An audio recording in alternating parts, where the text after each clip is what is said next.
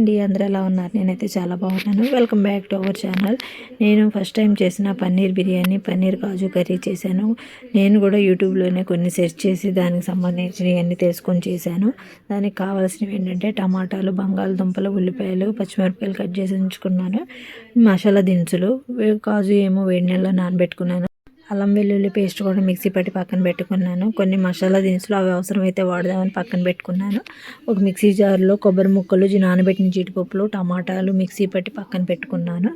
ముందు మా వారిని డీమార్ట్కి పంపించాను బాస్మతి రైస్ తెమ్మని. అక్కడ కనిపించిందని ఈ బిర్యానీ ప్యాకెట్ అయితే తీసుకొచ్చారు. ఆ బాస్మతి రైస్కే మసాలాలన్నీ పట్టించున్నాయంట. మళ్ళీ మిల్ మేకర్ కూడా కొన్ని ఇచ్చారు.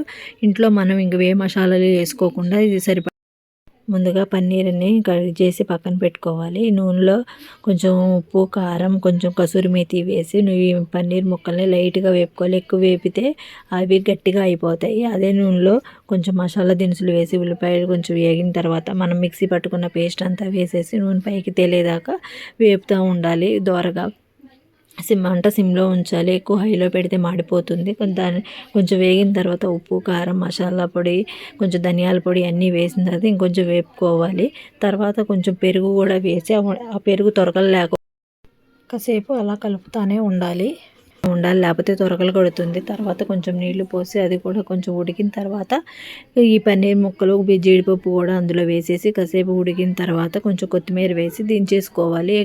ఈ స్టేజీలో ఉన్నప్పుడు దించేసుకోవాలి. చల్లారిన తర్వాత కూర అయితే అయిపోయింది. పక్కన పెట్టేసుకున్న తర్వాత ఇంకో గిన్నె పెట్టి కొంచెం నూనె, కొంచెం నెయ్యి వేసిన తర్వాత ఆ మసాలా దినుసులు కూడా వేసి కొంచెం ఉల్లిపాయలు కూడా వేసిన తర్వాత అల్లం వెల్లుల్లిపాయ పేస్ట్ కూడా వేసి అన్నీ వేగిన తర్వాత కొంచెం కొత్తిమీర, కొంచెం పుదీనా కూడా వేసి వేపుకోవాలి.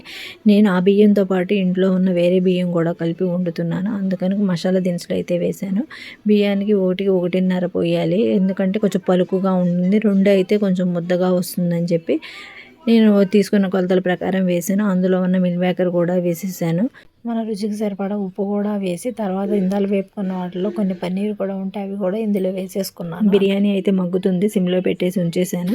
ఇంకో పక్కనేమో పెరుగు చట్నీ చేస్తున్నాను. పెరుగులో ఉప్పు వేసి కొంచెం ఉల్లిపాయలు, కొత్తిమీర, కొంచెం పచ్చిమిరపకాయలు కూడా వేసి కలిపేసి పక్కన పెట్టేసుకున్నాను. రైస్ అయితే చూడండి దగ్గరికి వచ్చేసింది. పైన కొంచెం కొత్తిమీర, కొంచెం నెయ్యి వేసి కాసేపు మగ్గనిస్తే సరిపోతుంది. ఇదైతే ప్రిపేర్ అయిపోయిన తర్వాత మా అమ్మాయికి అయితే మార్నింగ్ క్యారేజీ పంపించలేదు. ఇప్పుడు వంట చేసి వేడివేడిగా పంపించమని చెప్పింది. అందుకని చూడండి రైస్ చూడండి ఎంత పొడి పొడిలాడుతుందో. 1-2 పోస్తే అయితే మేము కొంచెం గుజ్జులాగా అయిపోతుంది. అందుకని 1-1.5 పోసాను నీళ్ళు. రైస్ అయిపోయిన తర్వాత క్యారేజ్ అయితే చదివేసేసి మా అమ్మాయి స్కూల్కి అయితే తీసుకొచ్చాను. అక్కడ వాళ్ళ ఫ్రెండ్స్ అందరికీ చూపిస్తుంది.